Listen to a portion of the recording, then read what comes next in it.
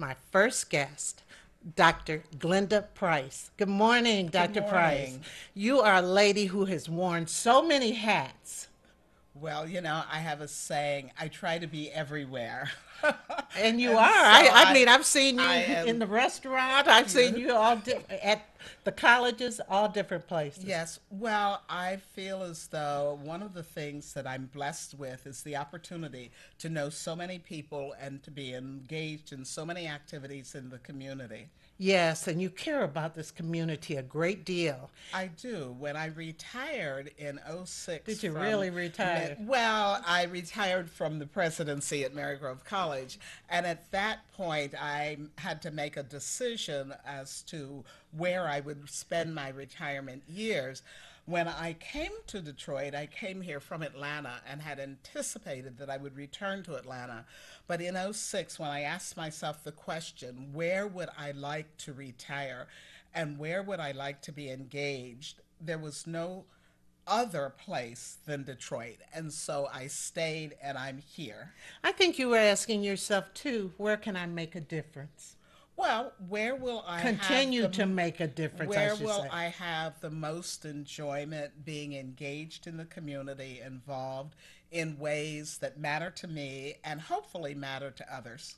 Well, it does. And you're with the Detroit Public Schools Foundation. Do you have an Correct. office with it? Yes, the Detroit Public Schools Foundation is an independent 501c3. I have the privilege of being the president of the foundation at the moment, and we are an entity that exists to support the students in the Detroit Public Schools. Right, right. And you don't get that public money. Do not receive any public money. We are an interesting foundation in that we must raise all of the money that we award. So that on the one hand, we go to the private sector, that is, individuals, corporate foundations, other independent foundations, to raise money. And then we use that money to support grants to teachers and to nonprofits and to schools to try to fill the funding gap for those things that we believe are very important in delivering a holistic education to students. Okay, the first thing you said was teachers.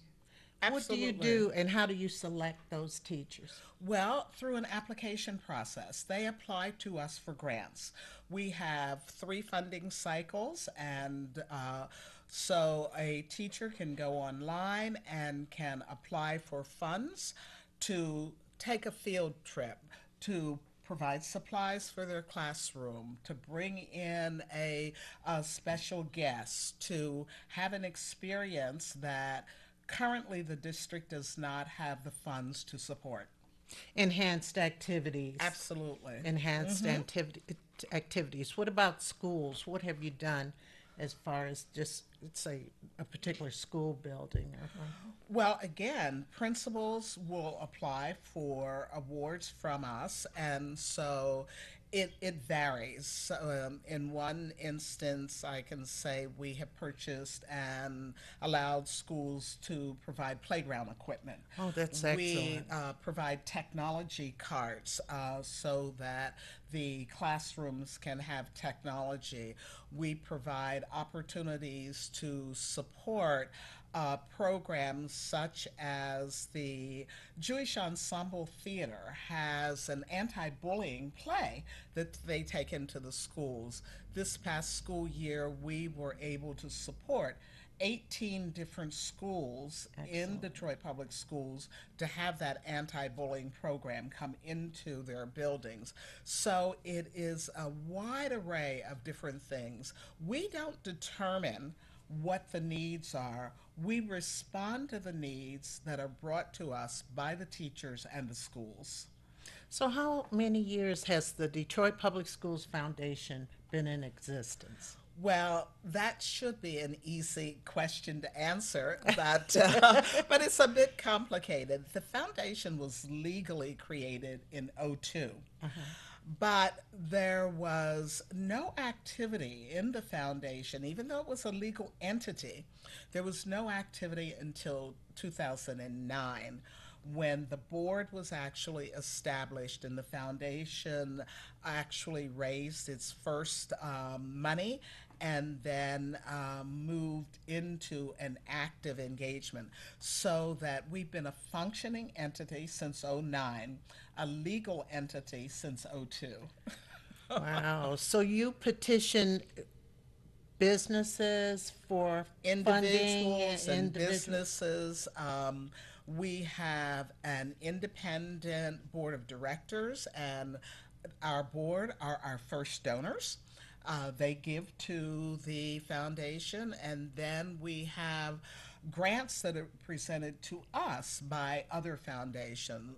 The Comerica Bank Fund and General Motors Foundation, as well as individuals like Jim Nicholson of PVS Chemicals and other Well, that's individuals. wonderful because there definitely is a need for this because with the way education is funded, you cannot get everything you need into a school. Absolutely. And so that is why we exist. That's why we are important, because we know that if you are going to prepare young people for the future, they have to have an arts program. I believe very strongly, and I know that you do as well, that the arts are central to creating the ability to think and to imagine and to explore and to be innovative.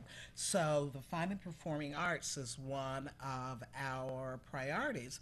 We also understand that the future is built around science, engineering, mathematics, and And technology. technology. So those STEM fields are another one of our priorities. We have to stop being a remedial educational system, and the Absolutely. way to do that is through early childhood education, getting young people started out right, getting them on track early, and keeping them on track. So that Absolutely. then is another priority, early childhood education. And wrapping all of that together for us is teacher professional development, Yes. so that we have teachers who are at the forefront of their disciplines and able to do the best that they can in teaching in the classroom. I just wanted to mention this commemorative bricks and plaques camp. Is this a campaign? Well, what this is you know that there have been school buildings in the city of Detroit that have been demolished. We have preserved bricks from those buildings. And those individuals who are interested in purchasing a brick that was from the school that they attended or that they have some affiliation with can indeed purchase a brick. And the money from the sale of those bricks goes back to the successor school. Oh, excellent. Yes. Excellent. Excellent. I see Saul Green. He's a friend of mine. We all were up at college at the same Yes. time. And he has a brick from, he went to McKenzie. Yeah. So these are the high schools? Those are the schools. Cass Technical High. That's the old Cass Tech, That's right? yes, all of these are the old buildings, even though they're now there's a new Finney, for instance, but the bricks are from the old building. Right, of course. Chadsey High School, King High School, the old King High The School. old King, correct. Mackenzie, Montfort, and Redford High School. This is wonderful. I think anybody who went to those colleges and those high schools would want a piece of Right. the rock. It's a piece of history. Yes, it is. Now, And it comes with a plaque with your name on it. right. This is beautiful. So, how do people contact you? Well, they can always go to our website, www.detroitpsfoundation.org, or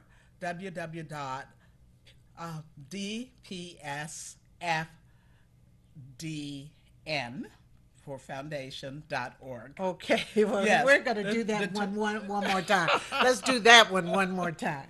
So, see here, it is Yes. www.dpsfdn.org.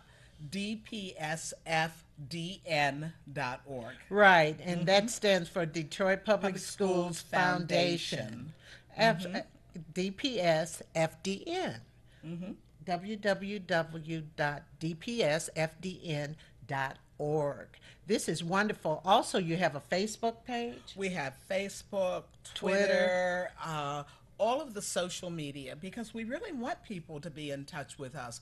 We want the public to know that we exist. We want the public to support us because in supporting the foundation, what you're actually doing is supporting the students. You are helping to educate. No matter how small your donations, we actually have a young woman who gives a very, very modest amount of money, $6 per month, out of her paycheck, which is matched by her employer. And that money comes to us on a regular basis. And we are just as happy to have that as we are to have the hundreds of dollars and the thousands of dollars that others give. Because for someone to make that kind of commitment, you know that it is someone who cares deeply about helping young people in our community. And I always say that you never know, a graduate may end up living right next door to you. So you Correct. want to make sure that they've had the best that they could have. Absolutely. I mean, everyone benefits by educating every child. Absolutely. Absolutely. Well, I thank you so much. There is a phone number? Yes. Oh, goodness. See, 313-873-3348. and it's in the Fisher Building. Our offices are in the Fisher Building, correct? Excellent, excellent, excellent. This is so exciting because you all are coming through. You're coming through for young people. Well, we hope so. We have been very fortunate in the 5 years that we've been in existence. We've been able to make grants of close to $1 million a year my goodness. to various teachers, schools, and nonprofits that are working in the schools. So we support nonprofits like Sphinx or like the Mosaic Theater Company. They are in the schools delivering their programs, and we are helping them to do so. And so we are able to do that because we receive the support from the community. Without community support, we would not exist. Right. Well, this is excellent. Ladies and gentlemen, you hear about this. This is not political or anything. It's just to enhance our students' knowledge, learning, socially, academically, and all over. Right? Absolutely. Well, thank you Well, so I thank you so very much for giving me the opportunity to share our story. Well, this is a great I story. will hope that your viewers, your listeners will indeed be in touch with us so that we can continue the work that we do. You hear that, viewers? You're looking at us, and you know how passionate I am about education, so I think this is great. Well, we'll be back in just a moment since it's Black Music Month with Miss Gaylyn McKinney.